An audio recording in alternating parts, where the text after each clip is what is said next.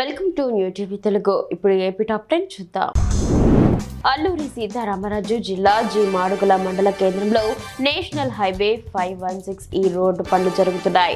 పాడేరు నుండి జి మాడుగుల ప్రయాణం ప్రతిరోజు సాహసోపేతంగా మారుతోంది. హైవే సిబ్బంది నిర్లక్ష్యం వల్ల ఎప్పుడు ఎక్కడ రోడ్డు పనులు జరుగుతాయో హెచ్చరికలు బోర్డులు కూడా లేవు. మండల కేంద్రంలో దుమ్ము ధూళితో వ్యాపారస్తులకు ప్రయాణికులకు ఆరోగ్య సమస్యలు ఎదురవుతున్నా పట్టించుకోవడం లేదు.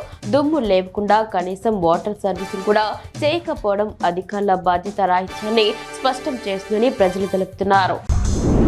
బంగాళాఖాతంలో కొనసాగుతున్న తీవ్ర వాయుగుండం కారణంగా కృష్ణా జిల్లా మచిలీపట్నం భారీ వర్షంతో తడిసి ముద్దయింది.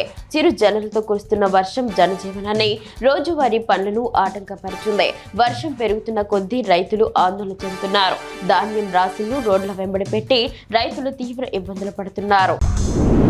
గారా మండలం శ్రీకూర్మంలో పలు రైస్ మిల్లుల్లో ఆర్డీఓ సాయి ప్రత్యూష, తహసీల్దార్ చక్రవర్తితో కలిసి తనిఖీ చేశారు. ధాన్యం నిల్వలు సక్రమంగా ఉండాలని, ట్రక్ షీట్, మిల్లర్ల లాగిన్ ధర అంశాలపై నిశితంగా పరిశీలించాలని ఆమె ఆదేశించారు. ధాన్యం కొనుగోలులో ఎటువంటి అవకతవకలు లేకుండా చూడాలని, రైతులకు ఇబ్బందులు కలగకుండా చర్యలు తీసుకోవాలని మిల్లర్ల యజమానులకు ఆమె స్పష్టం చేశారు. పవన్ కళ్యాణ్ ఇటీవల కోనసీమ పర్యటనలో కొబ్బరి పంటల నష్టానికి తెలంగాణ దిష్టి తగిలిందేమోనని వ్యాఖ్యానించిన సంగతి తెలిసిందే.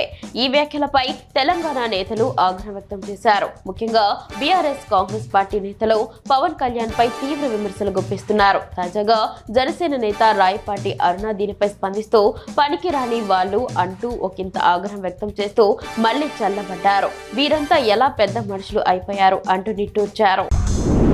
ఘంటసాలలో శాసన మండలి మాజీ చైర్మన్ పద్మభూషణ్ స్వర్గీయ గొట్టిపాటి బ్రహ్మయ్య 127వ జయంతి వేడుకలు ఘనంగా జరిగాయి. కేడీసీసీ బ్యాంకులో బ్రహ్మయ్య విగ్రహానికి అవనిగడ్డ ఎమ్మెల్యే మండలి బుద్ధ ప్రసాద్ పూలమాల వేసి నివాళులర్పించారు. ఈ కార్యక్రమంలో నియోజకవర్గ యువ నాయకులు మండలి వెంకట్రామ్, జడ్పీ మాజీ ఉపాధ్యక్షులు గొర్రెపాటి వెంకటరామకృష్ణ, తుమ్మల చౌదరి బాబు కూడా పాల్గొన్నారు.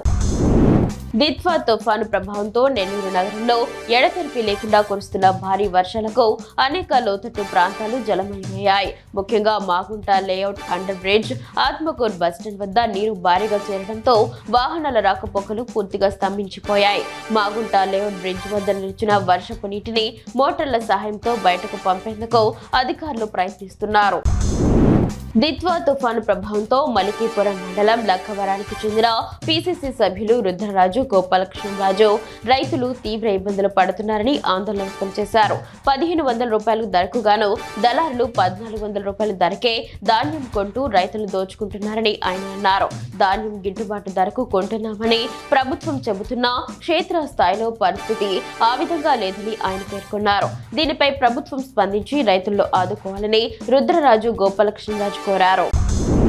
నరసన్నపేట మండలం పెద్దపేటలోని శ్రీ శక్తి ఆంజనేయ స్వామి ఆలయంలో భక్తి శ్రద్ధలతో శ్రీ హనుమ వ్రతాలు నిర్వహించారు. ఆలయ ధర్మకర్తలు, వారి కుటుంబ సభ్యులు, స్థానిక భక్తులు ఈ కార్యక్రమంలో పాల్గొన్నారు. ఆలయ ప్రధాన అర్చకులు వనమాలి శివశంకర్ ప్రసాద్ శర్మ ఆధ్వర్యంలో జరిగిన ఈ వ్రతాలు ఆలయ అభివృద్ధి పనులలో భాగంగా చేపట్టబడ్డాయి.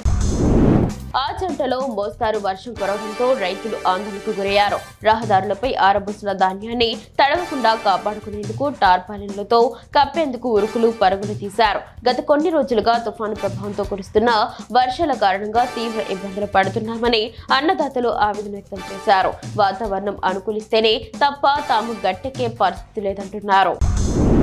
బనగనపల్లె పట్టణ అభివృద్ధిపై మంత్రి బీసీ జనార్దన్ రెడ్డి ప్రత్యేక శ్రద్ధ వహిస్తూ తెల్లవారుజామున పలు అభివృద్ధి పనులను స్వయంగా పరిశీలించారు. కాలనీలో ప్రజలు నేరుగా కలిసి వారి సమస్యలను అడిగి తెలుసుకున్నారు.